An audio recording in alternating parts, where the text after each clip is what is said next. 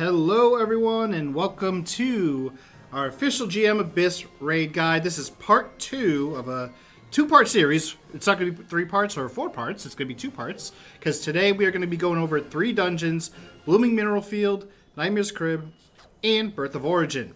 Now, I am GM Ryan. I'm the one who recorded all this footage for you guys, so hopefully you will all sit in, tune in, and of course ask any questions that you have. But with me, unfortunately, we didn't have him for Friday, but he gets to learn the rest of the guide and gets to review the first part on his own time. GM Storm, how are you? Doing good. Yeah, last Friday I decided that we were just going to make it a true solo guide, but we didn't want to do that this time around, right? So I'm here to help with some extra commentary and see how things go down. Yes, and of course, for those of you who are in Twitch chat, ! Discord, we do have quite a number of events going on. Storm, tell us about this week's Discord quest.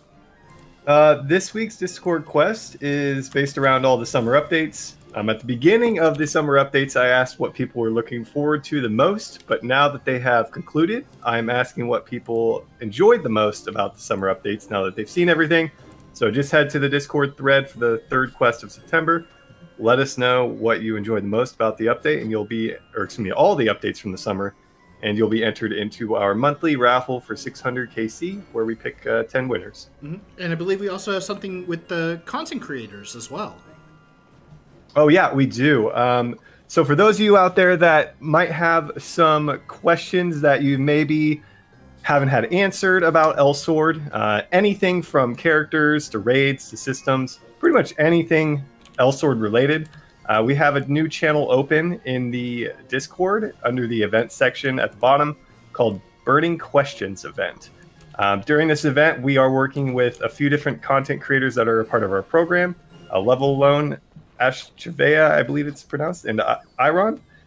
But all 3 of these are going to be creating videos that are going to be answering the questions and showing gameplay to kind of go along with it. So if you have any questions, anything related to Elsword that you want to see answered in video form and have like an actual, visual representation of it, be sure to ask those questions through early October in that channel.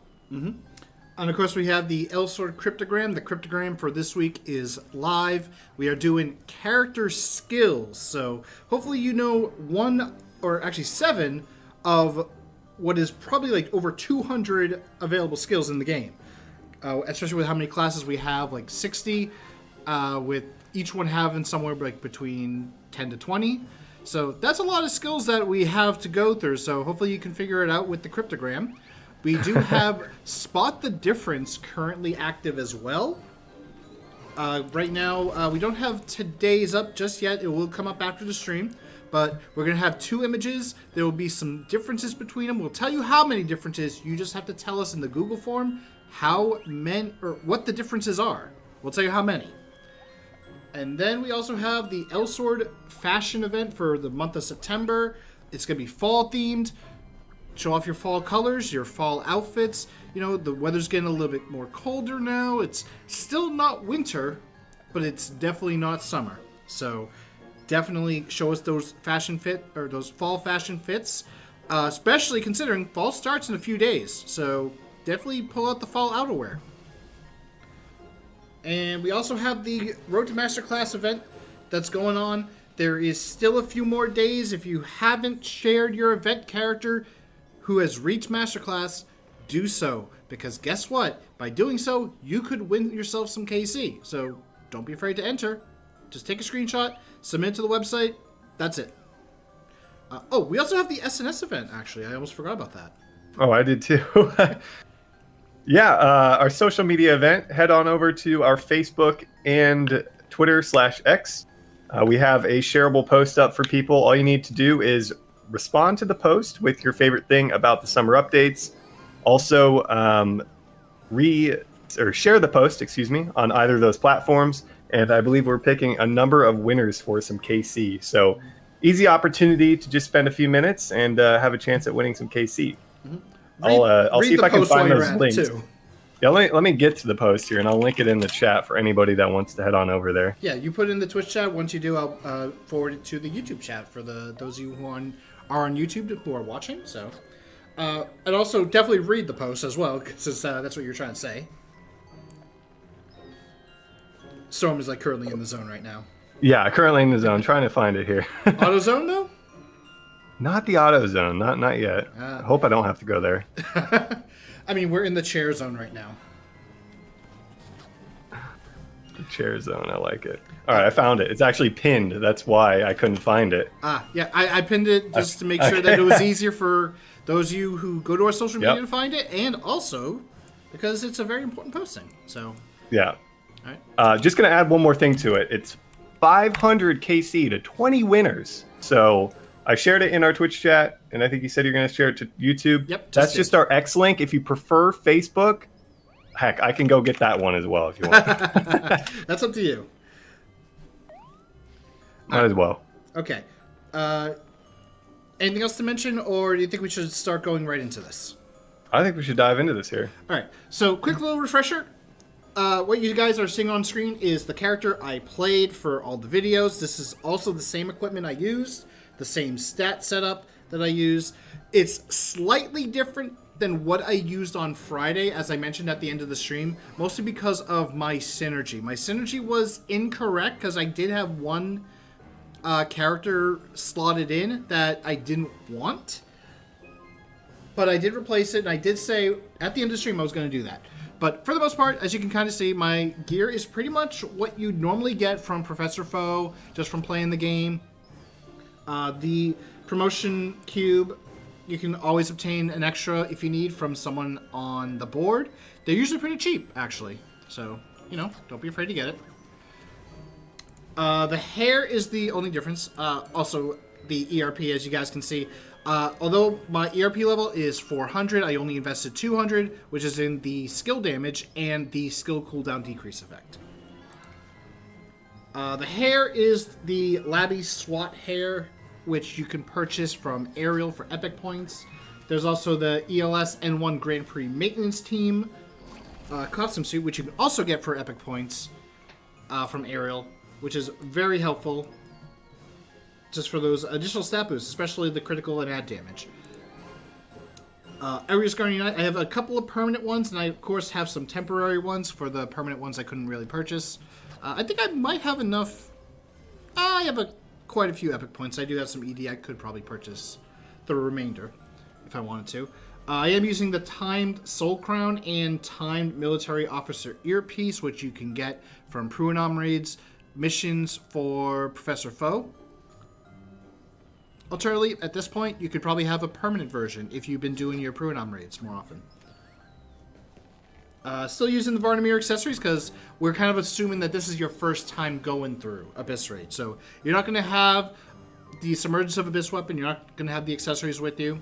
Maybe you could have the accessories, or at least 2 of them, if you do story mode with the team. But if you're trying to do normal mode or story, or not story, normal mode or solo, but you're having trouble getting parties or you're just struggling with clearing it, you may have a harder time getting those accessories. So we're kind of just assuming you don't have it. And we're just sticking with the Corrupted Dimension Master's Wings for our back accessory, just as like a... What's the word? Just like as a permanent option, because there are a few options that we can use. I know like some people were like, hey, Raiden, you should use the Code of Honor and engine cooling system switching. And it's like, I do like the idea because I get why people do it for the damage boost, but I don't think a regular newer player is going to kind of do that. I am going to probably talk like a little bit of advanced stuff as well for this one. So if you guys are newer and you want to learn some more advanced tips that you want to practice, definitely listen in, pay attention. The Baryon's Fur Ornament, you do get a temp one from Pruanom for the Professor Foe missions. The permanent Master Road accessories, you can get those by doing your dailies and weeklies. You can also get a timed version from Professor Foe. So if at this point you already have, like if you haven't like completed the timed one, you can still be using it. And the rings, although these are the upgraded rings, you could always just use the regular ones from Ariel. You can get a temple one for, I believe it's like 7 epic points. I'm gonna just do a quick check on that. And I'll put my stat window back up again. Epic Shop. This should be in costume, I believe. Oh, no. Actually, it's in special because you open it as a cube. Yep, Ring of Skills for 10. Ring of Fury for 5. definitely consider getting that. Pet. I'm using the Flamingo pet because it was available in the item mall, and I'm like, you know what, I kind of like want a pet that's above the Foru. But if I had a personal recommendation, I'd say do Velder Academy Concert. You can trade in these bracelets for the pet Mellow, which is a very big favorite in the community. The alternative would be doing the All-Star signing event to turn in the autographs for the pet J. Using pretty much one of those two pets will give you similar stats than what the Flamingo pet provides when it comes to like the second passive effect and the third one. So definitely get one of those pets because that is a boost in combat power. Going back to my stats in the stat window, I'm using the plus 10 FOJ, the Flames of Judgment, because I still haven't bothered getting the Vestige of Soul, and unfortunately I haven't bothered doing the stages in such a short time. So you could either use the plus 10 from the Flames of Judgment, or you can use the plus 9 Vestige of Soul if you get stage 5. Safer choice if they, for the upper accessory, they could pick the Queen of Golden Wings or pick Drabaki's Wing. That is an alternative if you buy them from someone, or if you, in the case of Drabaki's Wing, if you get lucky to do it. You could also do Gold Metal Vine. I think that's the name of the dungeon. Palace of Gold Metal Vine. Yeah. To get the wings, which gives you 4% crit and maximize, which, as you can see, if I were to get that, that's 50,000 combat power for me. Those ones are really good. I believe that they might be cheaper now with the new giant boss dungeon in Atmaram. So very few people are probably buying it. So also a good idea. The Tenebris set, it is the aerial one, plus 10 enhanced. The Reforge, I pushed it up to Reforge 21, which is possible to do from Reforge 15 with the Professor Foe guide. The only thing that you might need is the chloride seeds. Thankfully, I only had to use one of the 5% chloride seeds to actually reach 21 for all 4 of my pieces. And you could get those from the Arios Pass or Ansgrowth Pass. I believe Ansgrowth Pass. Yep, it does. Okay. Back to my stat window, you can kind of see my adaptation is currently at 50%. This is so that the raid party's resolve buff will give me 2%, and then using the adaptation elixir will give me the last 3% to reach the cap. My damage decrease from boss monsters is currently capped out, so that I take as little damage as possible from them. And my damage reduction is 33%.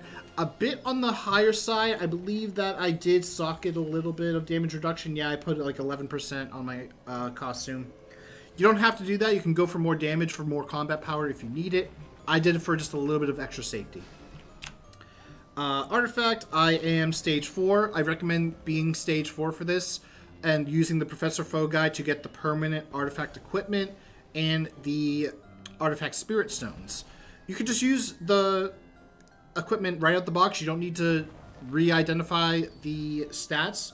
Or if you get, like, say, a drop from Master Road, you don't need to use that one if the stats are better or worse. But if they're better, definitely use it. But you don't need it. And for my Spirit Stones, you can see I went for the yellow special effect because Twins Picaro is more of a DPS. Yellow is the one that is highly recommended for DPS characters. I would recommend that one as well because of the effects it provides. If you're playing more of a support character like a healer, Deusire, Avarice, Nyx Pieta, etc., go for the green effect because the green effect is more of a party support, which will buff up your party's damage and will also provide a bit of an extra heal as well. Otherwise, that is pretty much it for my stats. Forces. Just using the main 3, Headhunter, Eroding Energy, and Olympia's Aura. This is one reason why I recommend being stage 4. You get that 3rd passive slot for your Olympia so that you get more HP, which will mean a higher rate of survival. Other than that, I'm using the temporary black and white title, just because you could probably have the temporary one, but considering how easy it is to get the permanent one, you probably will have the permanent one. I do swap to Free Shadow every now and then. This one is given to you for free temporarily through Professor Foe's guide. So definitely get that and make use of it. Alternatively, if you have the Guardian of Aurino title, you can also use that. But Freed Shadow does have the revive effect, which is why I also put it there. You can also see I do have like the Seal of Plagueis, which the game provides you temporarily, and Attack of Steel Machines, which you're required to do Great Steel Wall for that. I don't use it for any of these runs, so I only have it on there just for fun. Other than that, I don't think that there's anything else I need to cover except for synergy and my collection. That is another thing, actually. Collection, it is pretty stacked, as we kind of like went over before. I definitely recommend, whether you're a new, returning, or even just a current player, if your collection isn't filled out, definitely try to get as many of the stat boosts as possible. In fact, I recommend just about everything I have currently, because a lot of these stat boosts are just that good. Even something like the physical and magic defense from auras, which is just a flat defense buff, it's still pretty useful because that does add up. And same with the attack power ones, the flat and the percentage. The percentage is going to be helpful, the flat will be good. So definitely work on getting that. In fact, that can also help you on the socketing. For example, Opferon gives you damage dealt by boss monsters minus 5% if you reach Master Class, and one of Chung's Centurion will give you another 5%, capping out at 10% just from collection alone. So then you only have to socket 35. Or, yeah, 35. Also, hello to those of you on YouTube who are saying hello in chat. If you guys have any questions regarding the Abyss Raid Guide, feel free to ask us. As mentioned earlier, this is part 2. We already did Sunken Holy Ground in part 1, so the video is available on both Twitch VODs and YouTube. So if you guys haven't checked it out, definitely check it out. We're using a very similar setup. But with that said, I think it's time we switch over to our Abyss Raid Guide. All right. Hit pause right here. So like right there, you guys can actually see that I am using very similar stats, or like I'm pretty much like using the same stuff as I just showed you. So nothing very special over there. Also, let me just make sure that I am not accidentally drawing on the screen, because I have a nice little thing where I can like do little drawings.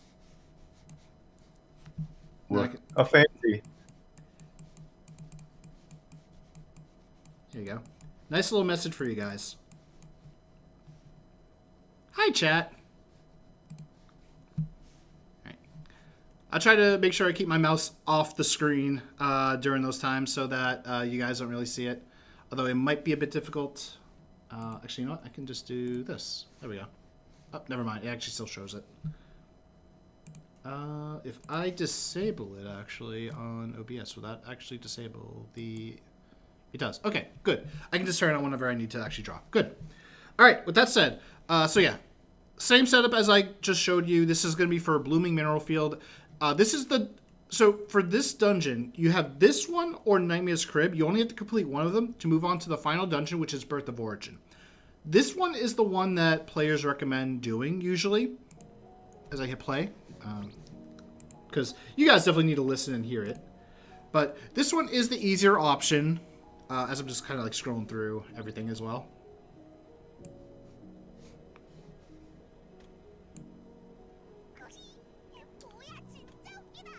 Hello, Ryan. Did you ever meet Jam Crow or Seokaz? I have met them in the past, yes.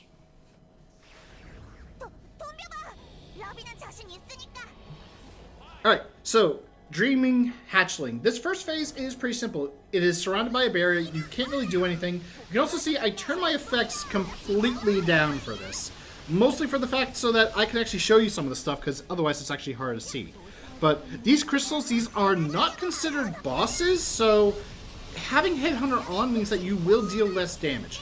However, you want to deal as much damage to them as possible, but you can keep Headhunter on, destroy enough, and the barrier will be destroyed. Right there, oh, gotta actually go back. I need to move this. Actually, you know what? I'll wait till the next one, because they happens multiple times. But there's a designated spot sometimes, the game will tell you, and if you are out of it, you will take damage. In some cases, it will be a high amount of damage, or it could be death, if you're not careful. But here, I'm just dealing as much damage as possible. Make sure to use your fighter potions, throw your wind orbs as well to get as much damage out as possible.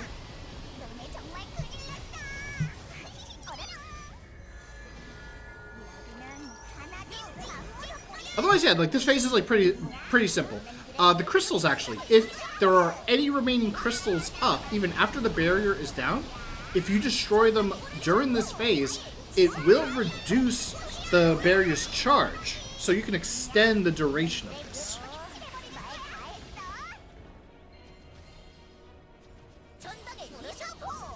Okay, right there. Designated spot will explode. You will not receive damage if you are near the designated spot. It's a little bit hard to see because of all the effects, but it was right there. Oh, okay. This is also a very dangerous attack, the lasers. Chat, there are 2 safe locations. Where are they? If you said it was right next to the boss on both the left and right sides, congratulations. I don't have any gold star stickers to give you. I'm sorry. Aww. Storm, can you go buy some from the store and then give them to the chat? Maybe next time. Maybe next time, yeah. However, the spot does change. It's not going to always be in those 2 spots, but there will be one on the left and one on the right. You just have to go into that single spot to avoid, well, this. Getting lasered. You can already see the boss only has 80 health bars left. The laser, you gotta be very careful. Using super armor can help get you through that. Also, when it tilts itself in a certain direction, you can kind of like tell where the laser's gonna go. So if you're on the right side, it will start from the top, going down to the right, and then you also have the left side, where if you're on the left side, when it starts doing the rotating laser, it'll start from the bottom going up. Kind of like a clock. Yeah, that's phase 1. Phase 1 is super simple.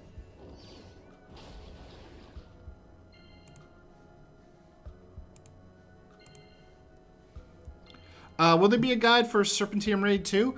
Not at the moment, maybe in the future. We'll see.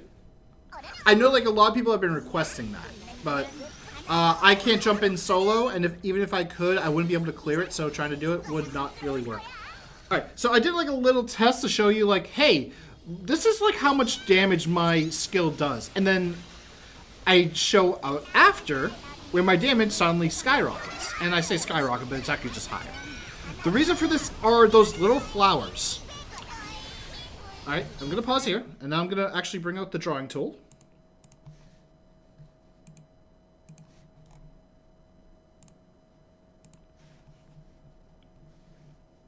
So right here, this little buff right here, is tied to these things. You need to grab these things for an attack boost. Otherwise, you are actually not going to really deal a lot of damage. You pretty much need it to counteract the effects of being in the undersea abyss. So make sure you grab at least one of them. It does cap out at 5, so you will need to refresh them every so often. If you are in a party, have the DPS be prioritized. So if you're a support, let the DPS grab them first, and then grab them. If you're a DPS, focus on those. Try not to like go after the same one as someone else, because if one person picks it up, it's gone. And then you're just like, well, I ran toward it, I can't get it now, so what's the point? Well, good news is that there's plenty. So like you got like 3 over here. You got the 1 up here. You got the 2 over here. I can just like, grab these 2, and then the other one can grab this one or those ones. Now, during the fight, I'm going to erase this part, by the way. You usually want to stay behind the boss, because most of its attacks go forward. If you're behind the boss can't really hit you. But if you're a bit too close, like right here,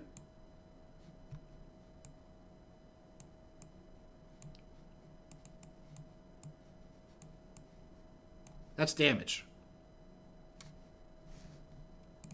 So try not to be too close to the boss. Be like a little bit of a distance away. Though I know that this will depend on your character and class, because some classes want to be up close and personal for some of their attacks. But just be mindful of that, especially if you happen to not be maxed out on adaptation, or if you don't have a high amount of HP or damage reduction.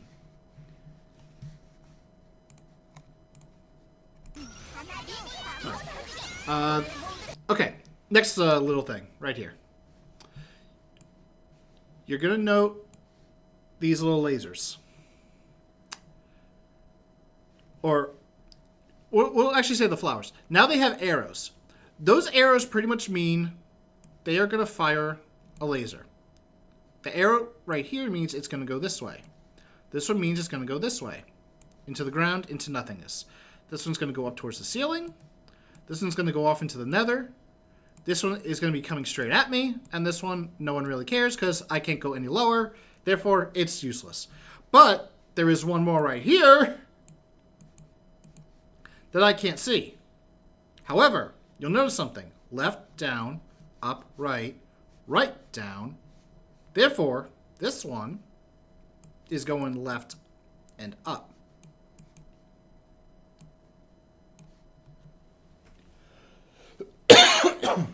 So, all four of them are going to be angled in such a way so that they go either up right, up left, bottom right, or down right, down left.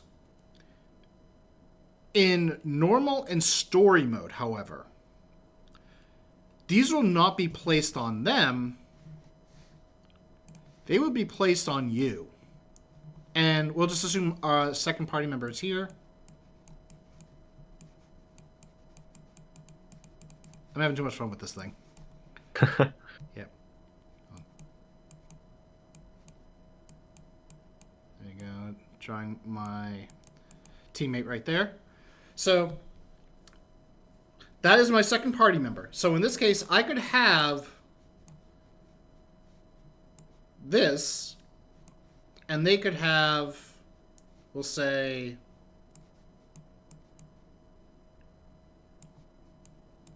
that. So I could have left down, and they can have up left. Usually what you want to do is you want to put yourself in a spot that will not hurt anyone or hurt them minimally. You can tank the laser. It's not a one-shot. So with enough damage reduction, adaptation, health, and even some buffs, you can tank the laser, maybe use a potion to survive, or if you have a healer, they can heal you through it. But you definitely don't want to tank multiple lasers because that will deal a lot of damage to you. So keep that in mind when you're in a party because everyone is going to have one of these. And if your placement is poor, you could be killing someone with this attack and not realizing it. So if you see, like, say you have the up and right ones like there, you want to go up here because that will make it so that you are not going to hit anybody. If you have left and up, you don't want to be here because then your laser's going all the way here and then all the way here. And if you're up here, you're taking that damage, and anyone who's down here is taking all that damage. Granted, that was a lot to go over for just this one thing, but in practice, it's very simple. So hopefully you guys kind of like understand like why this attack is pretty dangerous, but at the same time, not as dangerous as one might think. Let's continue.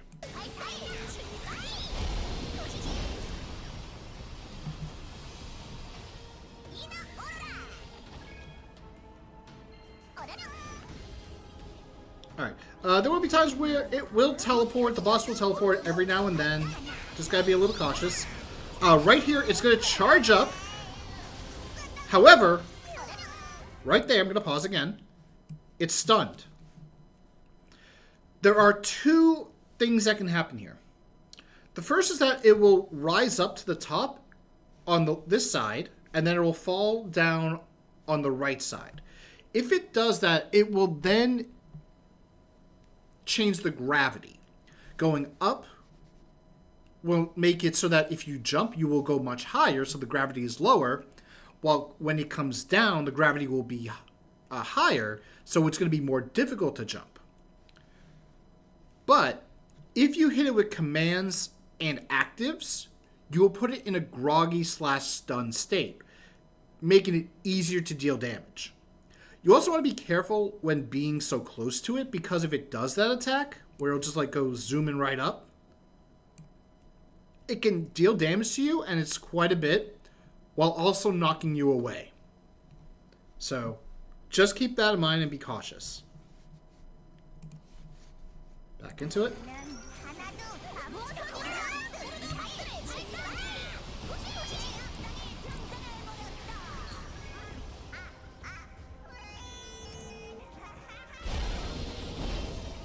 See the laser attack again right there.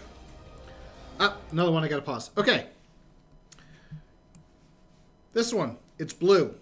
The designated spot will explode. You will receive damage if you are near the designated spot. There is 2 variations of this attack. This is the first one. It's blue, stay away. But if it was red, you want to be in it. So right here, I am safe. In here, danger, Will Robinson, danger. Now, it will deal a lot of damage. It may not reduce your HP to 0 from full health, but if you accidentally take a death off that, that's not good.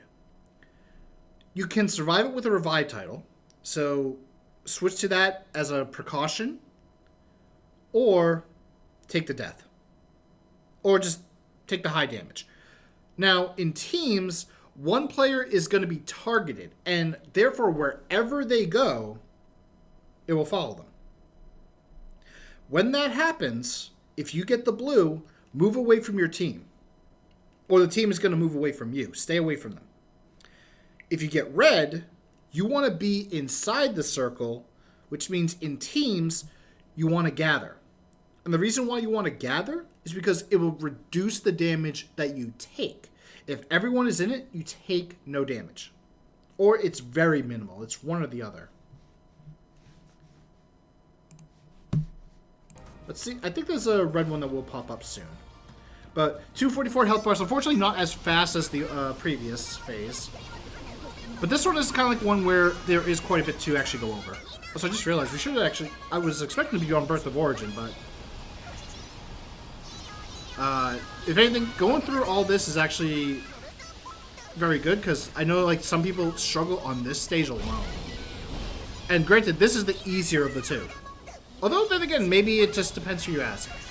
Once again, I go for the active and a couple commands just to get the groggy off. Dealing as much damage as possible.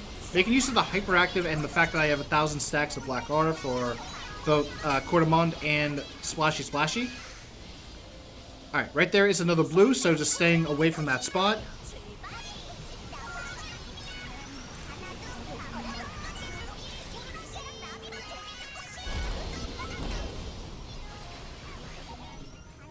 Okay, now this one is very simple. It's just find the spot that is safe, which is that gold aura. In a party, one person can see it, and only them. So that person needs to go to that spot and let their team know, hey, this is the safe spot. Most people will do with the quick voice, while some people might like just type like in the chat here, but most people will just use quick voice as a way to like say, hey, it's over here, get over here. Is Blooming Mineral Field faster than Nightmare Crib to clear? I believe people choose Blooming Mineral Field because it's faster, and we're about to see Nightmare Crib, and I will explain why.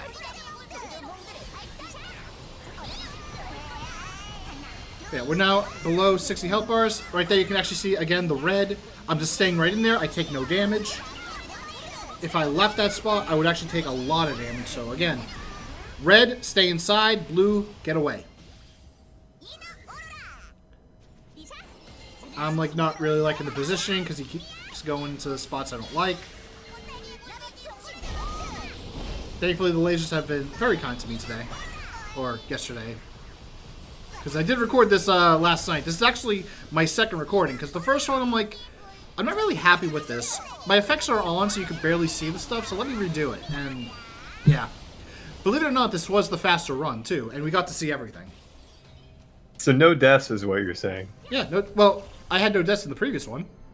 Okay. But it's just that it took longer. And at the same time, because I had my effects on, I couldn't really see and show the mechanics, like the little areas.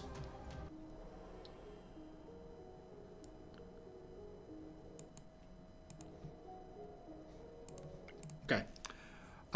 So I pretty much like redid it just so I can show you guys.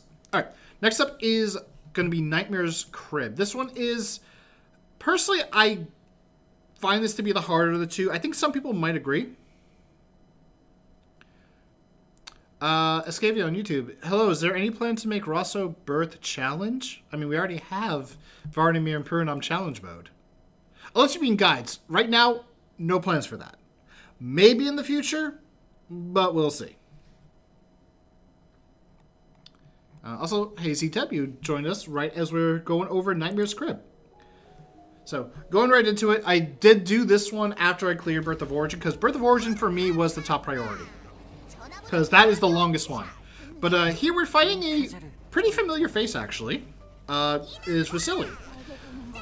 So this is one where you have to be very, very careful. I'm going to actually just circle this while the footage is playing. This little icon right here, this debuff, this is the one that you have to watch the most. Every time you get hit by an attack, you receive a stack of this. And the thing is, it's per hit. And it can go up to 20 stacks. You can actually see that it's gone now, so I'm going to remove it.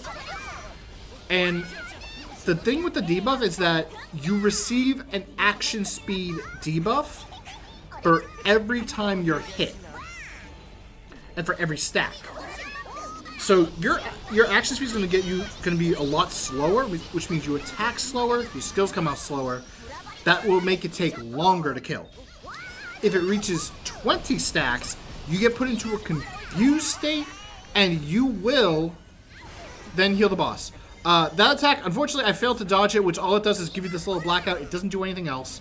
You can also see right here. Oh god, there's actually a lot this wouldn't happen. Hold on, I'm gonna go back for a moment. So much happened in like such a short time, I had to pause it and couldn't do it. Okay, so this one, again, those little red lines, you just gotta avoid it. You get hit like that, it's a blackout. But it will be removed very shortly. You can actually see here, there's a little circle, and I was tied to it. You can actually see the icon right here that shows two arrows pointing towards each other. Pretty much what this means is that you want to be close together. There is another one that you could receive, which is a square. So you could get a square. That's a horrible square, Raiden. Somewhat better. That will link up together as well. However, in this case, if you get the square, you want to break that. Which means you want to get as far away as possible. And the debuff icon will show the same thing. Except the arrow is going to be pointed left and then right. Instead of right then left. To show you, move away from whoever has it. In solo, you get the spot like this, while in, say, story and normal, my le perfect drawing of a actual player, we'll put like the little circle thing around them. Put it around me. So in this case, we just need to be close to each other. Well, if, say, they had a square... I can't do that. Let's see. Remove the erase. Draw my perfect stick figure. Meanwhile, if they had a square, they need to move this way. Or I just go down here, and they can just go up here. Far enough that we are not connected to each other, because otherwise... we fail the mechanic, and we take fatal damage. Alright, and then there's this attack. You saw right here was a blue tornado, and you can see these red ones. What the boss is going to do is he's going to charge right here, or in some cases he'll even charge over here, depending on where the party is located. So, I'm going to like redo that. Charge right there, because that's where I am. And... then this tornado is going to kind of like do a little sort of explosion that will deal damage to anyone within it. Also will deal a lot of knockback. So you want to go here. But the blue one is a sign that it's going to also launch a similar explosion tornado thing. So what you want to do is, well, what I'm about to do. Start by going to the right, and then go to the left, and boom. Now, let's talk a little bit about this debuff again. This is tied to these, your consumables. Every time you use a consumable, you reduce it by 1 stack. So, this is one where you don't want to ignore your consumables. Make sure you're using them. Again, by not using them, you are going to have your action speed reduce, and you will take longer to clear the dungeon and deal a lot more damage. You can see right there, I barely avoided that attack. I'm getting more stacks.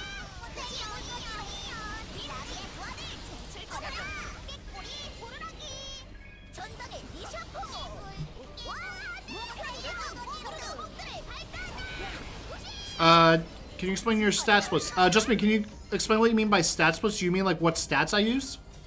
Ah, this attack. So you saw that I had a shadow attached to me. Pretty much just had to avoid it.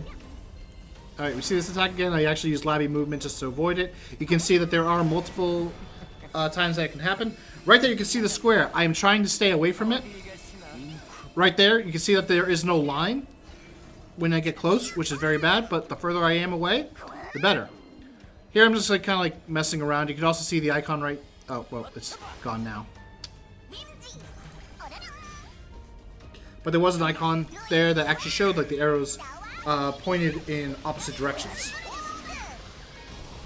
So, one of the reasons why a number of people avoid this dungeon versus Blooming Mineral Field is, well, Dream Eater right here, the boss. You can see he's very mobile when he wants to be. When you have to fight a boss that's very mobile like this, it's hard to get a lot of hits in, especially if your attacks are a bit slower. Like you see, like right there, my Portamon is pretty much a. It has to hit you to actually deal damage. But he moved out of the way, so the missile like flew off. And granted, yes, the transparency is low, so you cannot really see it as much, but you can still see it go off in the distance. And of course, when he does attacks like this, you can't hit him. Alright, again. Seems like there's a decent amount of downtime with it too, so it probably takes a little longer. Mm-hmm. You can see like right there, I got the circle again. This time it was placed on the other side of the map, so I just had to run over. Usually what you want to do in the with that, in normal and even story, if you get that, have the 2 people with circle stay on the left, and one of the people with square on the left while the other one goes to the right. Whoever is on the right is usually going to be either a support or the secondary DPS, depending on who gets it. If it's the support, it'll probably be them. But we're done with phase 1. Now we're in phase 2, which kind of solves the problem I was talking about where, oh, the boss is moving around so much. Now the boss is just right here. However, you gotta be very careful because these attacks can also hurt. Get too close, the spikes will pierce out. You don't want to jump into the bottom. There is a little bit of a stop effect too that can come up.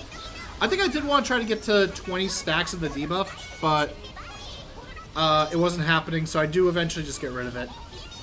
But you can kind of see that my attacks are a little bit slower, especially with 12 stacks of the debuff.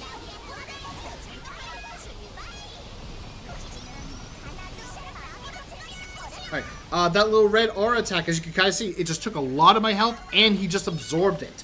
So, when that happens, stay more on the outer edges. Alright, 151. I gotta pause here. So, at 150, you have to do this mechanic. He is not going to take any more damage. There's going to be a pillar here, and there's a pillar on the right side. That is going to block you from going to the bottom. What's going to happen is a cage is going to appear. In solo mode, you will not be caged. It'll just appear somewhere. In story/normal, your party is going to get caged. So, how do I know when I'm going to get caged? This. You can see that there is a finger that points 1. When this mechanic starts, you will see how many fingers are pointed up. If it's 1, you will be the first one to get caged. 2, you'll be the second. 3rd, you'll be the 4th. Or 3rd, you'll be the 3rd. 4th, you'll be the 4th. Brain jumped a little bit too far ahead right there. In that case, how do you break the cage? You can't attack during this moment. You can't use your skills. You can't use your commands. So how do you do it? The text technically tells you, but it does go by pretty quickly, at least for me in solo mode. But you need to use a throwable consumable item. One reason why people have wind orbs on is because of the defense reduction effect. Always very useful. They do also deal a little bit of damage. And that's what you need. You just need to throw a wind orb at these cages to free yourself. Or your party.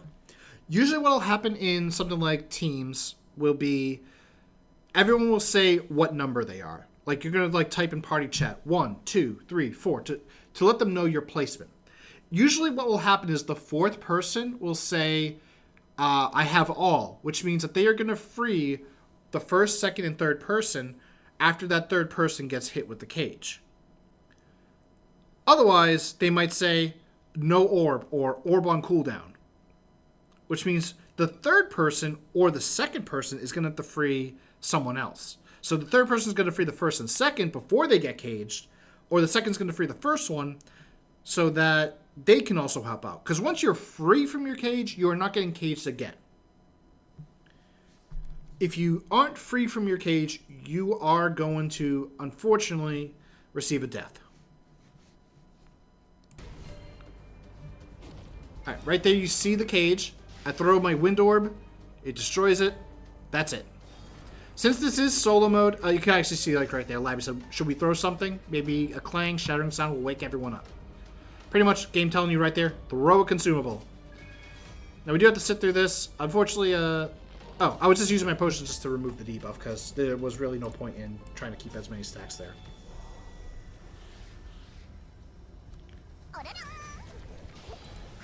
And then, right now, we have to deal with the Dream Eater again! So, more of him running around dodging attacks. But during this time, the Nightmare Eater, I think it is actually recovering health. So we definitely need to defeat this thing as fast as possible.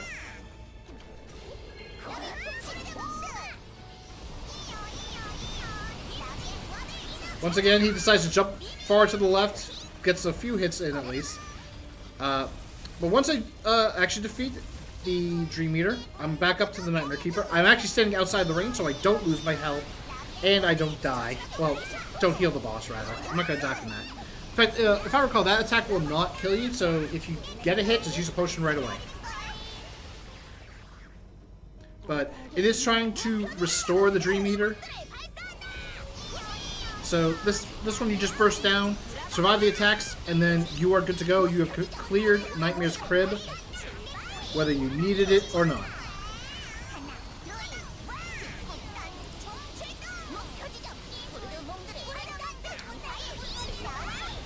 I like this abyss right now. Can learn boss mechanic. Yeah, that's one of the reasons why we've been doing these guys, Slime Shinsha, because we wanted to like help people out who are struggling, especially like with the recent event. Because some people they're trying to clear abyss raid, but unfortunately like they can't find parties. They're trying to do solo, but because they don't really know the mechanics, they're struggling heavily. Crit damage, boss damage, attack percent, polar skill damage. I did kind of like go over that already at the very beginning. I could do like a very quick little show of it.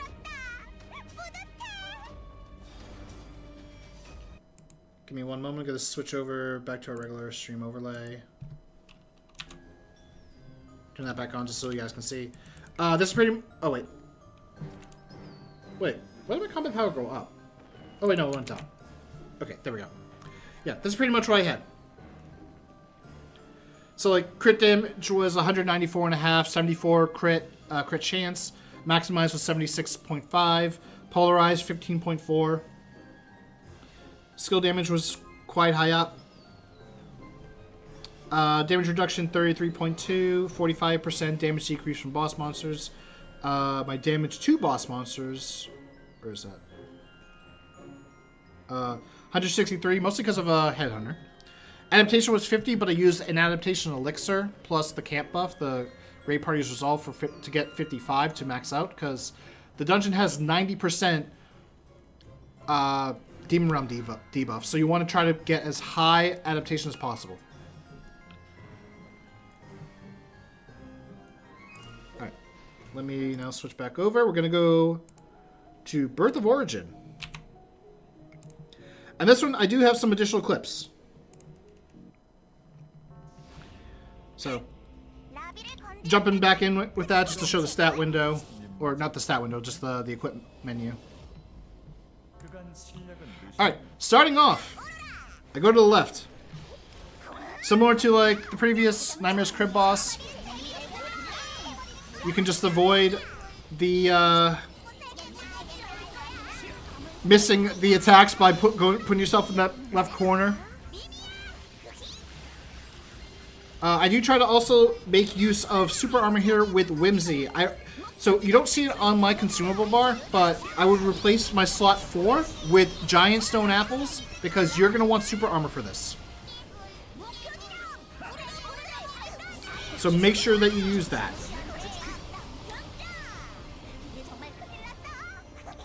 Can the team just group up and multiple get free with 1 orb? Yes. You can actually just hit like 3 members with 1 orb, but you can't hit the 4th one. The lingering aspect of it is very risky. It may be possible if you frame perfect it for Nightmare's Crib Solum, but otherwise, not really. Okay, gonna pause right here. I said pause. Oh, I'm on the wrong thing. First, back up a bit. All right, you can see right above my head is a little portal. Unfortunately, the debuff icon... Okay, there it is. Sorry, I had to do that. So, there's a little portal above my head, and you can see that there's a debuff icon. In story and normal mode, one party member is going to be targeted. If you are the one with this, one, keep an eye on your debuff bar, because you may not be able to see it if you're in the corner, like right over here, with the rest of the fighting going on. You may not be able to see it over the effects. So keep an eye on your debuff bar. If you see this, move away from your team. Because this happens.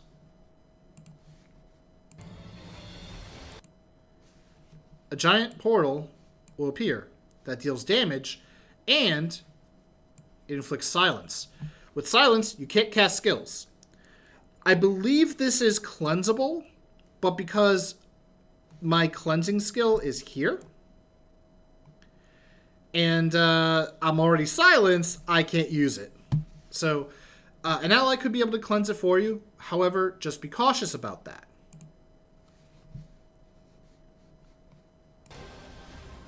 You're also going to see these crystals, like right over here. A party member is going to get linked, so what you want to do is, you want to try to have that link go into the crystal. That's the only way to deal damage to it. Also, that portal I mentioned earlier, keep it away from the crystal.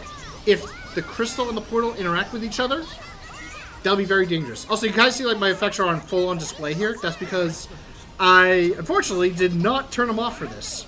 Because this is actually the first... excuse me. This was from my first attempt. And I actually do turn it off in the middle of the run. So, it's going to be a bit harder to see, but thankfully the effects won't block us. Also, try to avoid these little portal things on the ground as well, like right over here. Because I decided to try to do something with that, and you guys see, like right there, I took a lot of damage. Alright, I got targeted again. Obviously, because it's solo, I will get targeted. I'm just like staying in the air to keep it away. You can kind of like see, like, these crystals are immune to any and all attacks. So special actives, commands, actives, pets, they are not going to deal anything. It's only that link. In teams, it'll also be a party member. Okay.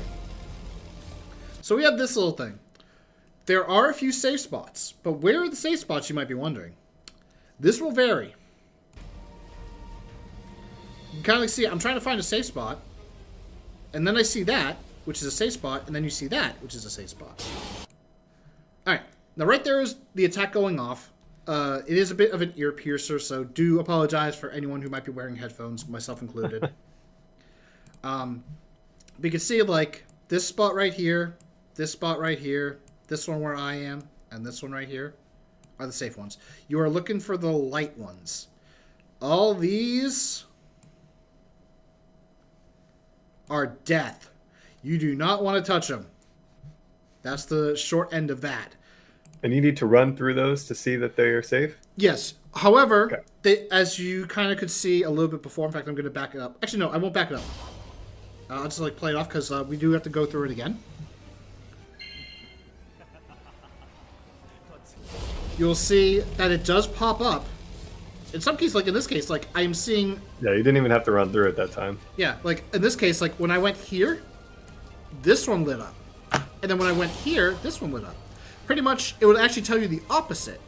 So it's like, oh, if this one, or if that one's safe, and I go there and it tells me that that one is safe, they're both safe. It's probably better for party play, right? Oh, that's definitely useful for party play, because you'll help as someone opposed to solo. Yeah. And right there, I do have a death because I did step into the portal, and I got hit with the black hole at the same time because I didn't move away. So that is a very unfortunate death. Good news is that's the only death in this Abyss Ray God. And don't be afraid of dying, because you might die. It'll happen. Don't worry. Unfortunately, I did also use up my Black Aura stack, so strike one for me as a Twins Piccolo main.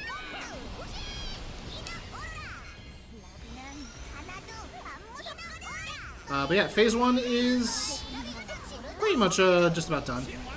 Question about those. If you're in a party and your party member goes through it, can you see it? Yes. However... Okay, so it doesn't have to be you. Yeah. However, you do not want to be in the same one as your party member, because that will cancel it out and you both will lose a life. Oof. So don't do that.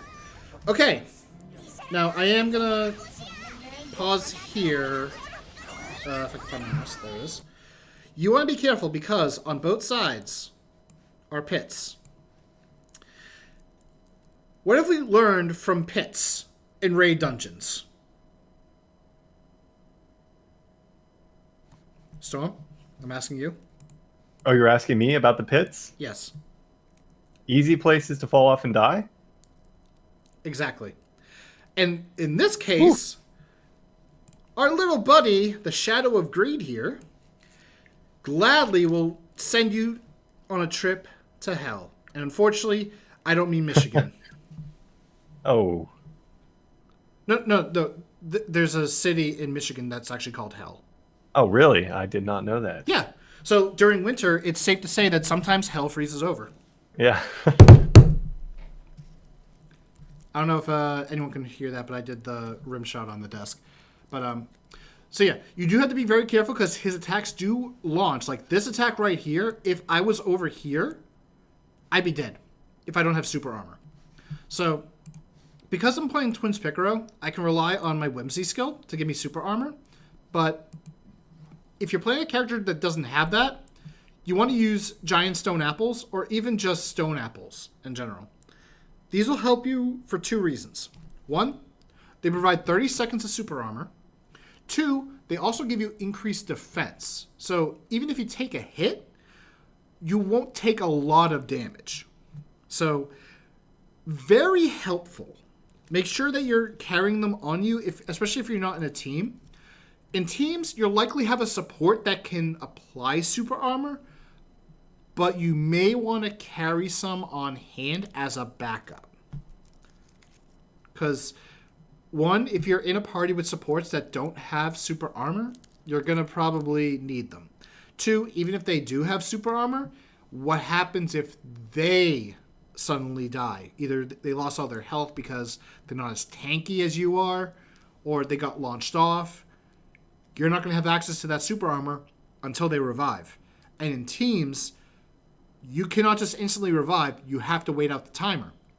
But if everyone dies during that moment, it's a wipe. You have to start from the beginning. Do not pass go. Do not collect $200. All right, let's go back into it.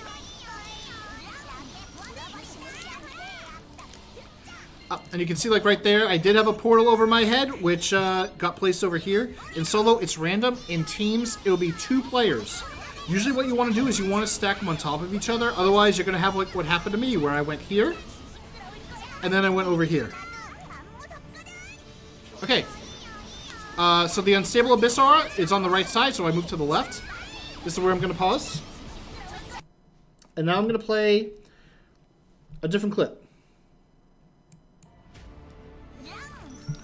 This one I recorded last night. This was very different. This was just me going almost full power. So this is what happens if you pick it up. It will be tied to you, so you can move yourself out of the way.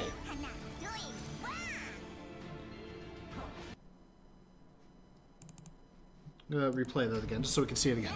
So, usually what will happen in normal or story is the support will pick it up, and then they will move away from the Shadow of Greed. You see, like, right there, he almost was in it. And there's a reason why you don't want him to be in it. And here's why.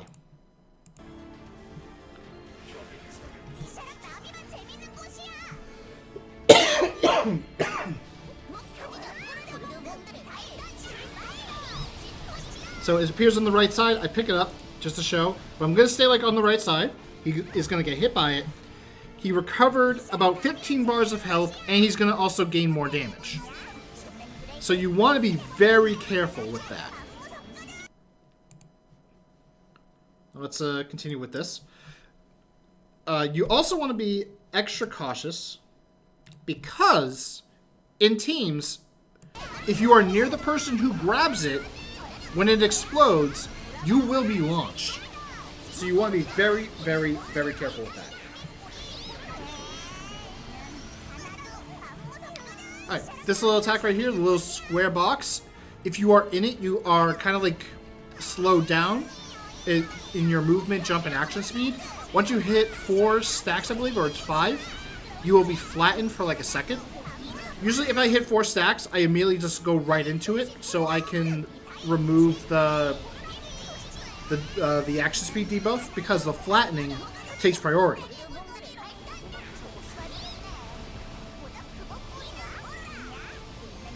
Right. Shadow Greed's connecting space. Again, that's the little teleporting thing. Here I put on the freed shadow because I'm trying to also build up my awakening so I can get the awakening effects, which is like a skill damage boost and action speed. Although I didn't realize it, I already had it active.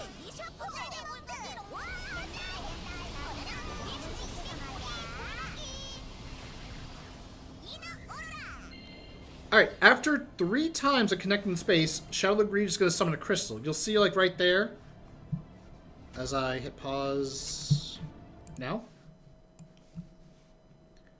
Actually, no, don't circle all that. Circle this. So, there's the crystal right there, and it is chained to me. In teams, every character in the party will have a crystal. And you have to figure out which one is yours. So by moving close to it, you'll see a chain pop out. I'm going to remove the thing again so you can see the chain. What you want to do is you want to extend the chain like I am. So in this case, the crystal's at the bottom. I want to be up at the top. If the crystal were, say, like right here, I'm going to just draw like a star. You'd want to be down here to extend it. The reason is because Rand, who's right over here, or Shadow of Greed rather, is going to do this. He's going to go in a straight line, and you want him to pierce the chain. Now, in solo, you only have to deal with the 1 crystal. In teams, you have to deal with up to 4. The amount of crystals he pierces through will determine what happens. The more crystals he pierces through, the less effects. If you pierce through all 4, nothing happens. You did the mechanic correctly. If he pierces through 3 and you miss 1, your potions go on cooldown for 15 seconds. If it's 2, potion cooldown, and I believe you take a lot of damage. Lastly, if he hits all 4, I believe that's a wipe. I don't know if it's survivable with Seal of Time, and frankly, I am not willing to test it. Maybe one day I'll test it, but not today. So I also turned off the UI so you can actually see the crystal. It'll be like a little animation right there.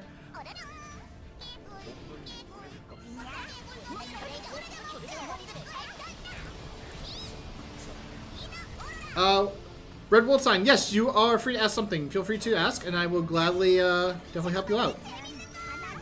Yep, 4 cleared, 3 pot cooldown, 2 pot cooldown plus damage, and 1 or 0 equals down.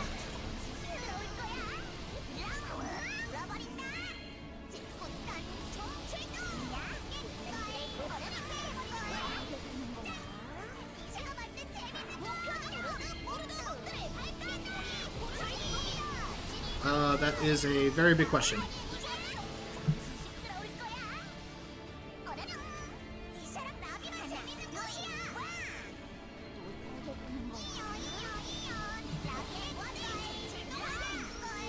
So there's really not much else to mention right now.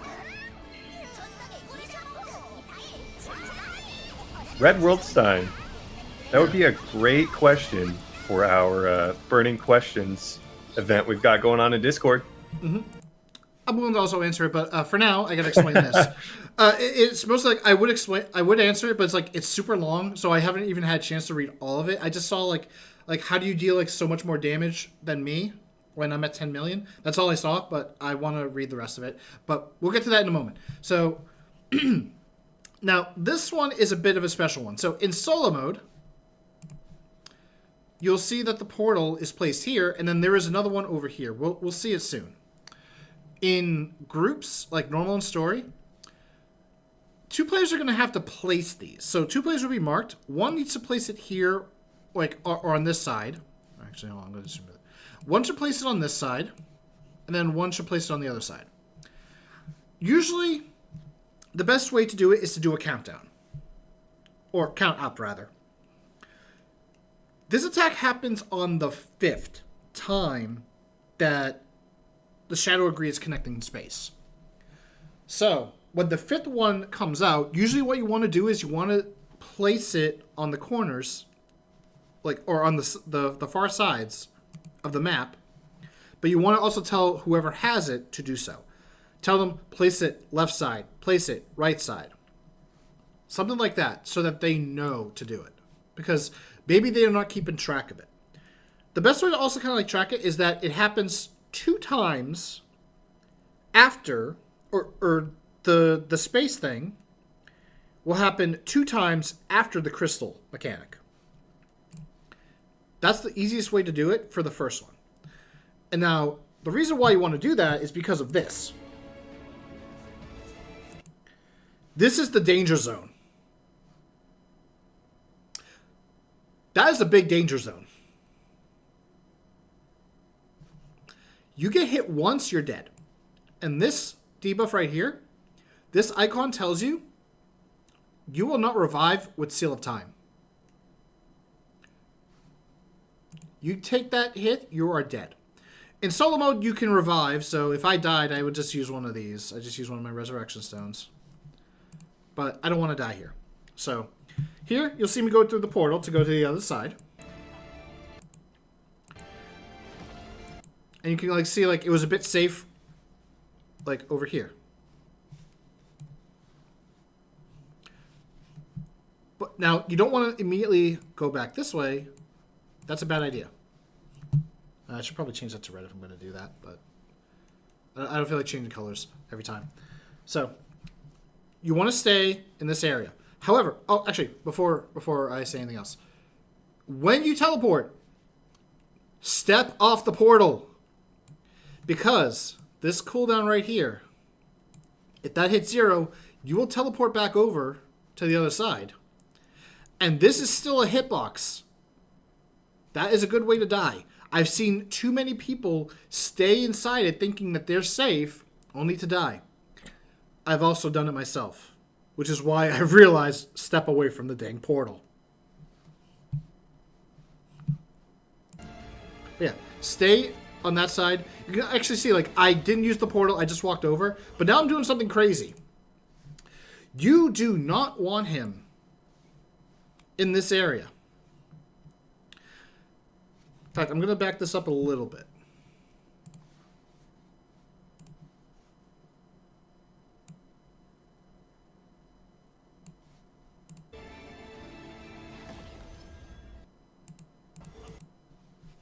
Okay, perfect. Perfect timing.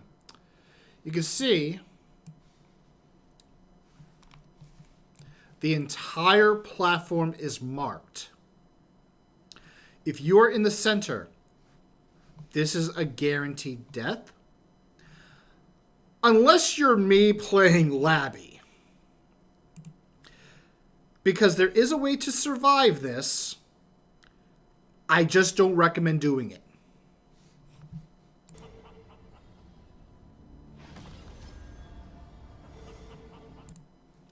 Labby movement for the win. There are a few other characters that could do it. Lithia is one of them. So Storm is probably, being very giddy about it. Oh, yeah. Deicire is another. Eve can do it. I would say just about any character with a double jump, if you use hyper acceleration, can do it. But again, do not go into the center. Stay away from the center. Stay away from this area. You'll save yourself so many headaches. Now, I'm not doing it, but what you can do is you can attack him. So you can throw out a few attacks so that when he teleports, you deal damage, and he's only 22 health bars away. I could have just moved on to the next phase if I defeated him. I didn't. I wanted to show off this whole mechanic.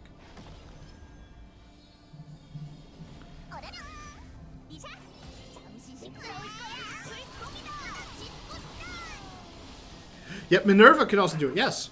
Aisha can float. Ad can do it, yep.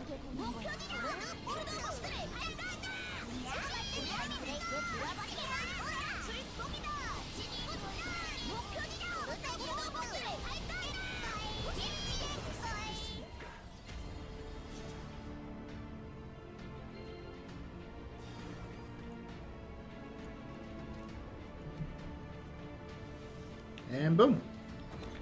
4 bars of health, so we're going to go into phase 3. Okay, let me actually read that whole question.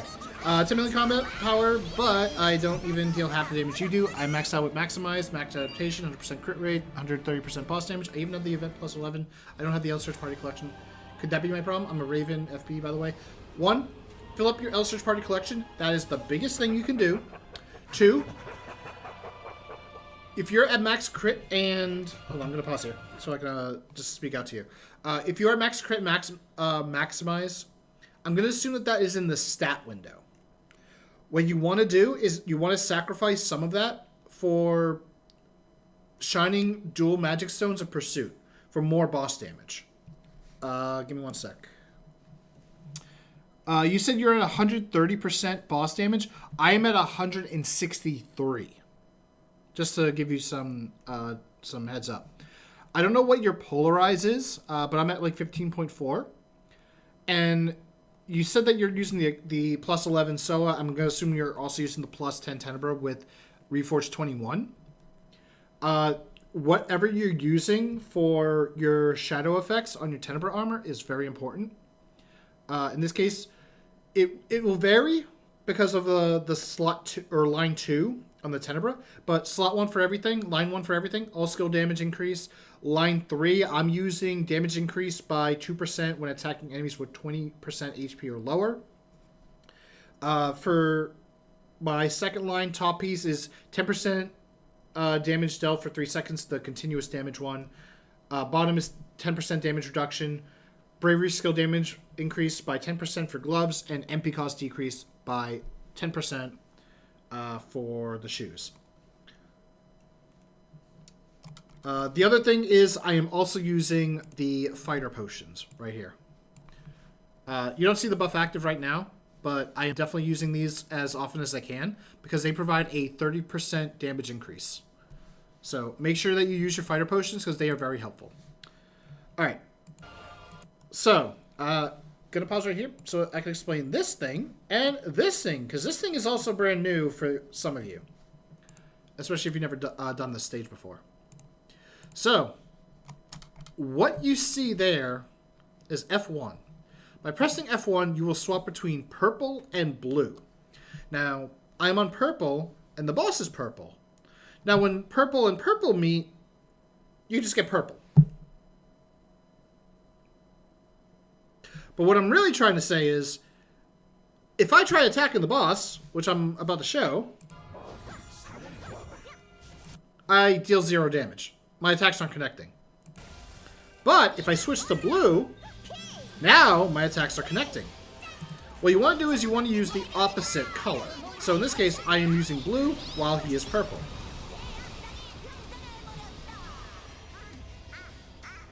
Also, I just saw the flamingo and suddenly I thought about the Duolingo owl. Ah, right here, you can actually see I have the fighter potion active. 2 minutes of 30% damage buff. So again, make sure that you use that when you can. In your case, since you said that you're a Furious Blade, make sure that you're also stacking up the Furious Blade buffs. Giga Drive and Bloody Excel. Because if you're not using those to give yourself your attack buffs and making use of your other passives, that can also drop your damage quite a bit. Okay. Now, I don't show the fail for this one. I probably should have at some point. But this is just simply called Meteor. This is actually just an unstable crystal. This follows the same sort of mechanic for this. So it is purple. I need to hit it with blue. If it's blue, I need to hit it with purple. If this thing lands, it will deal a ton of damage to everyone, regardless of their placement on the map. And it will also heal the boss. I don't want to heal the boss. I don't want to die either. So I'm pretty much just going to destroy it. In most cases, if you're playing a DPS character in solo, you're going to destroy it. If you're playing a support, however, what you can do is freeze it. By freezing it, you keep it suspended in midair. And you can infinitely suspend it with the freeze skills. You can also use water orbs if you are a DPS. However, the water orbs don't last as long compared to the cooldown, so you may not get as much mileage out of it as, say, a support would. In a party, the support will usually focus on the meteor to freeze it, and then go back to the party to buff them. Now, obviously, this is solo. I'm not going to worry about any sort of buffs or debuffs from a support, so we just have to destroy it. And now we have Unstable Aura. This is just simply called matching. So you get a symbol and then you just go into the correct block to solve it. This is also another thing. So the orbs, you'll notice like this one is red, but then this one is blue, this one is blue, this one, or these two are blue. These ones are also a part of this. If you are the same color, you don't take damage from whatever orb. So if I were to touch these blue orbs, I would take no damage. But the purple ones right here, I would take damage. You can swap between, as you're going to see here. I just swap between to show that, hey, look, I'm taking damage from some of them and not from all of them. I also want to go back to the Unstable Aura. So we're going to switch to a different clip. Oh, oops. I'm sorry. Not the Unstable Aura. Matching. This is what happens if you fail, by the way. Oh. Let me restart that one. So right here, automatically you are given a symbol above your head. Right here. You can also see your debuff bar. Will tell you. So in this case, you can also see that there is another one right here. So there are two shapes, two colors. Purple and blue for the color. And the shape is an arrow and a circle. What you need to do is you need to put them in the correct spot. So you can look at your debuff bar here to see how long you have to do it. And you can kind of like barely see that there's a purple thing right there. So let's actually go down to it. You can kind of like see like this one's a little bit of a spike, which matches the arrow. Pretty simple, right? It's also purple. I'm purple. You want to match it. There's a reason why it's called the matching game. So, you do that. Congratulations, you do it. Now I'm going to pick up the blue one, the blue circle. You can actually see the circle right there. But I'm not going to put it in. I'm going to let the timer run out for this mechanic. And you can see it, like an explosion occurs. It deals a lot of damage. It won't kill initially. If it's only one, it won't kill. However, in teams, there will be multiple. In solo, there's multiple. Solo, you got two. As long as you solve one, you'll be fine. In groups, every person gets one. So they got to put it in the correct spot. Now, you're probably wondering, what happens if I put it in the incorrect spot? You get this.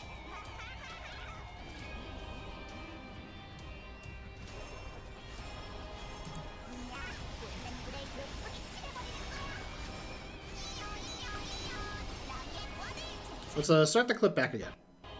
So, you see, I have the purple arrow, and I'm going to jump into the blue circle. I get the explosion, so now I only have this. I'm going to have to erase that for a sec. I only have this one and this. These do not match at all. Which means if I grab this and I step in this, I'm causing another explosion. If I don't solve this, I get an explosion anyway. This is where you have to be very careful, because if you step into the wrong one, that means you're going to have to deal with an explosion, regardless of whether you're solo or teams. In some cases, in teams, if you mess up like most of them or some of them, you want to spread out the failure. Just be careful that you don't make angry Stephen He can smell the failure. No, nothing? Okay. Give you a little laugh for it. Okay, I'll take it. All right, back to Birth of Origin. Okay, so he did start the absorbing powers, the orb mechanic. You'll see the orb right here. So I grab the orb and then I immediately go back. This is technically an advanced trick. I'm going to say advanced, but I'm going to use it in quotes. So in solo, you only have to collect it twice. But the second orb is the slowest. So this lets me get free damage, because you can see he's not using any other attacks. And to collect the orb, you have to use the same color. So I grab the purple by switching to purple. I can pick up the blue the moment I jump into it, because I'm using the blue to deal damage. It's getting very close. If it touches him, then he absorbs the Dark Orb, which will give him increased damage and increased HP. Here you can see me turning down the FX visibility on my own attacks, so I can start showing more of the mechanics a bit more easily.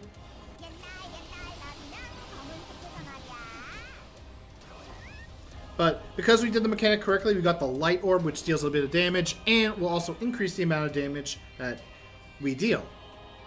So this is simply called the Backrooms. If the meteor is destroyed and he switches sides, he can do this. I believe there is like a 2-minute limit. Now, this pretty much just puts one mechanic from the previous dungeons. In this case, I got phase 1 of Sunken Holy Ground with the jump rope.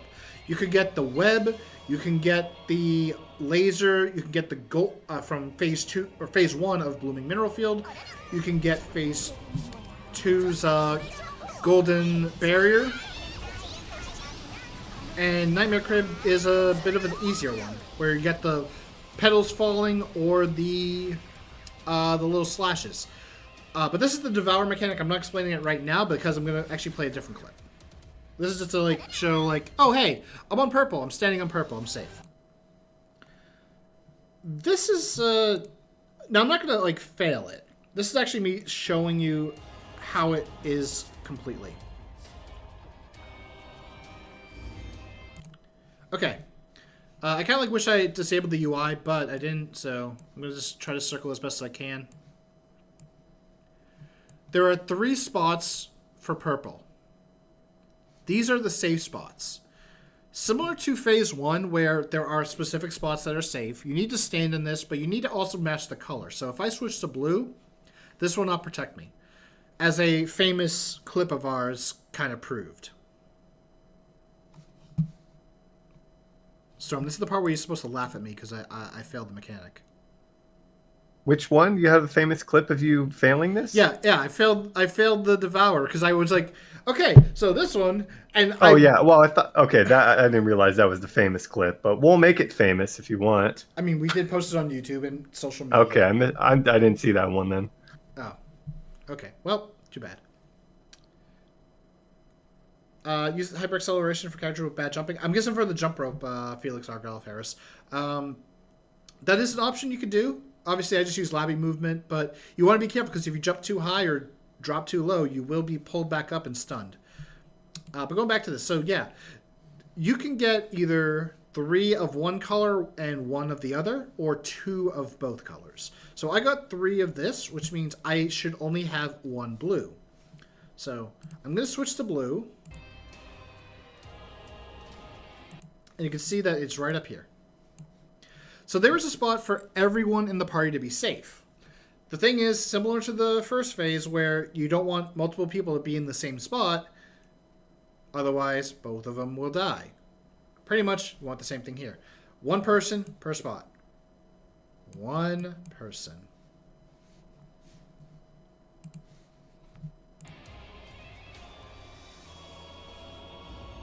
Yeah.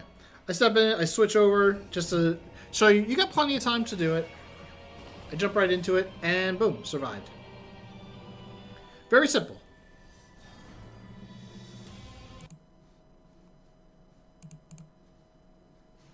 Actually.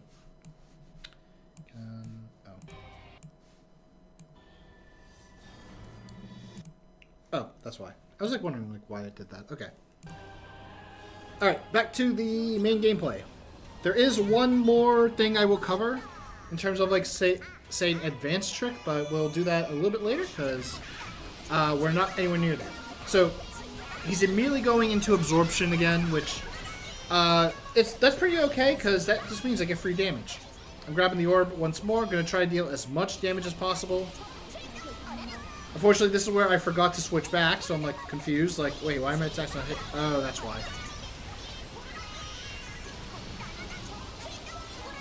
And again, make use of your wind orbs because that will reduce his defense by quite a lot. So get a lot of damage out.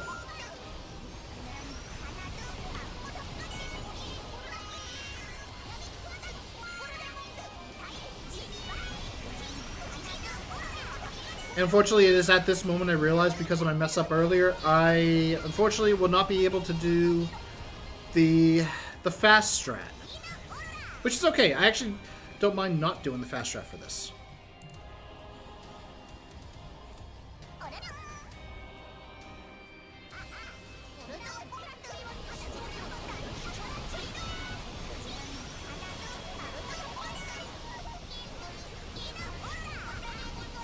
We got the unstable power here. I think I purposely messed up this one as well.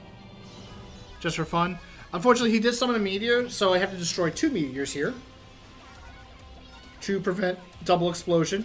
But this is now Berserk mode. Once you hit 0 health bars, he regains 120. He will start launching all these orbs out. You got the black hole portals again. They will disappear over time, but they do also inflict silence. I have already destroyed both meteors, so I'm safe. And I decided to grab the orb early here. The reason is because it will stop all those orbs from dealing damage to me.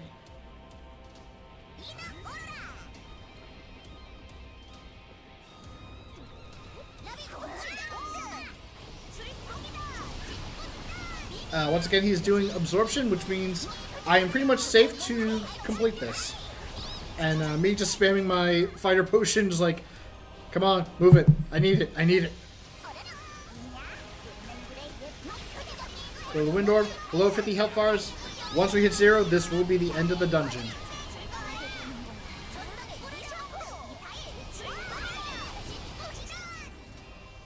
And GG. You now know how to complete Abyss Raid. Woo! You did it. With only 1 death, and it was a silly one, too. But right there, you can just see the character window, 5.3 million. You don't need 10 mil, but 10 mil will definitely help you out. You can see I'm getting 3 of the aura purifiers. Took me 15 minutes and 40 seconds. However, you can definitely complete it faster. I messed up. I could have definitely done it sooner. There is one more thing I need to talk about, though.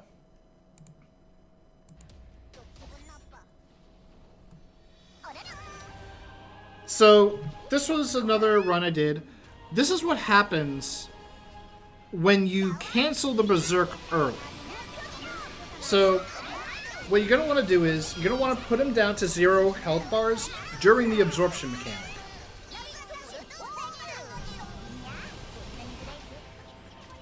And then you just grab the orb immediately. Unfortunately, I kind of like slipped up with the movement. And boom. You stop the orbs right away. You don't have to deal with the portals, the black hole portals. Obviously, you still got to deal with the meteor, but I'm just going to take it out right there. And that's it.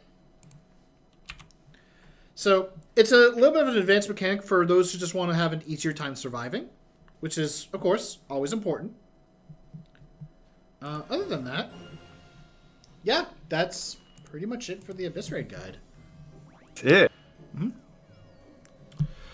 There's not many GMs left. Hey, you got us. There's actually quite a few. In fact, every staff member at KOG Games is a GM, technically. I hope there's a character that can support buffs for magical type parties because most parties are raids are physical type parties. I'm missing a lot of magical type parties, actually. But for the most part, supports do happen to support both parties. Like, they don't just support magical characters or physical. They can support both.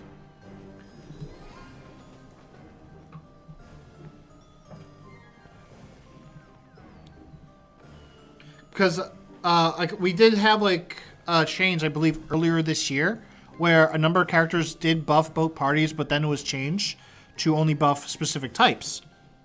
And granted, that was only affected a few smaller ones, but then it was actually changed so that they buffed up both.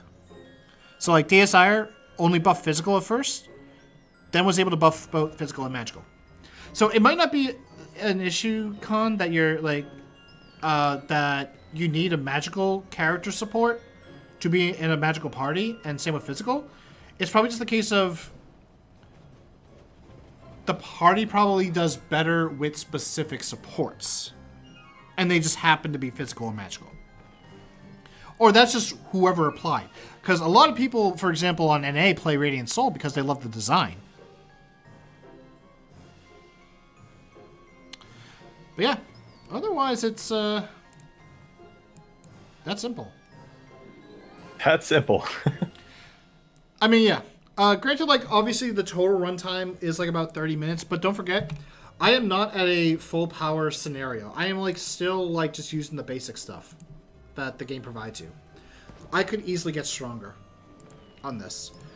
I have enough combat power to enter Monoterra and get the Harconium. Harconium would add more stats. I am only using the plus 10 FOJ. If I use the Vestige of Soul, or if I got myself the Submerged Abyss, that will change, and my power will get stronger.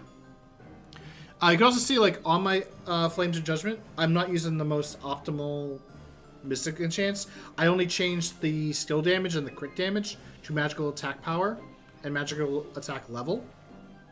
But the stages 1 through 5 for all the different colors are the same. The giant ones, though, I did upgrade. And although, again, I am 400 ERP, I'm only using 200. So I only have the active, or all the skill damage, and I have only the skill cooldown decrease. If I could do that with this, you should have no trouble at all. But if you are having trouble, then that is what this guy is for. The mechanics are really the ones that you just need to learn. Once you learn the mechanics, it becomes much easier. Now, granted, of course, like anything, you do need to practice. So look at the guide, see how I do it, try to put it into practice for yourself, and see if that works. All right. What event will come soon? Is there any class change again? I chose wrong one before. Well, Slime Shinsa, we just had one less than a month ago. I don't know when the next one is, but if we do have another one, we will announce it. All right, Storm. Tell us about the Discord quest for this week and the content creator question that you mentioned earlier. Sure thing. So just a reminder, we are on our 3rd Discord quest for September. All you need to do is head to Discord, head to the Discord quest channel, and answer a simple question about what your favorite part of the update was. of all the summer updates. In addition to that, you can head to our social media, head to X/Twitter or Facebook. You can comment on that post with a similar question and repost it, or share it rather, for a chance to win 500 KC. I'll link that social post in the chat in a moment on Twitch. And then if you guys have any questions, if you have more raid questions or anything else regarding Elsword, in Discord, we're hosting an event called the Burning Questions event. Head to the events channel and you will find a new channel for that event. All you need to do is ask your Elsword questions in there, and we have a few different content creators who are going to be answering these questions with gameplay through video sometime in October. So be sure to check that out, especially if you have more raid questions that Ryan might have not gotten to. Definitely go ahead and check out that event. Mm-hmm. And even if you did ask the question and I answered it and you want to hear someone else's thoughts on it, feel free to ask it. Let's see. Okay. We do currently have a Masterclass community event. Take a picture of your Masterclass moment.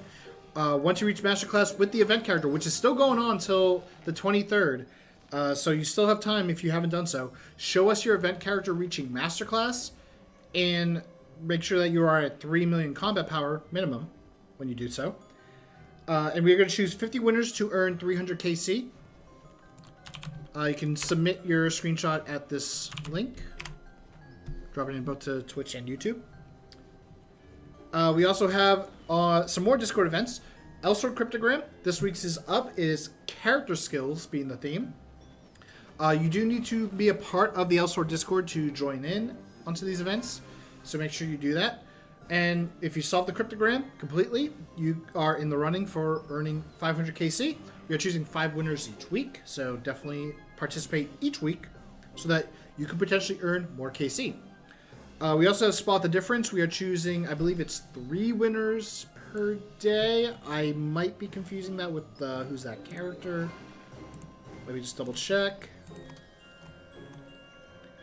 No, 5 winners, excuse me. 5 winners of 300 KC each day. So participate in each day. You will increase your chances of winning or potentially even the rewards of winning. We also have the monthly fashion event. September, we're doing a fall theme because fall is coming up in just a few more days. Pull out those fall fits. Make sure that you dress appropriate. Weather's getting colder. Might as well just a little bit warmer. Not too warm though. We don't want to be summer heat with the clothes and all that. And I believe that's everything. Why do I feel like I'm missing something? Well, I'm missing Storm, but that's it. Yeah, I can't think of anything else. Oh, wow, you're not missing me either? Okay, I see how it is. We're missing you too, Ryan.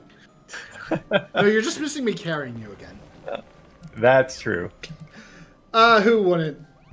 All right, everyone, that'll be all from us today. Next week, we are going to have a live stream that we'll be talking about our update, so make sure you tune in for that on Wednesday, 5 p.m. Pacific. It's going to be a pretty big update. I'm not going to tell you what it is. You'll have to find out yourself. But it's a very, very, very big update. You're not going to want to miss it. So, 1, you're going to want to log in. 2, hang out with us. That way you can, talk to us, about the event itself. Do you like what you see? Is there anything that you want to see further on? Let us know any of that. You can also do it on Discord. But, till then, we will see you guys on the next live stream again next week, Wednesday, 5 p.m. Pacific. Take care, and may this guide help you out. If you guys are on YouTube, I will be putting this in chapters as well. Which, again, I forgot to mention that at the start of the video. Or the start of the stream, rather. Oh, well. At least you guys know that it will be segmented, so you can find the part that you are struggling with the easiest. Again, I'm GM Ren, signing out.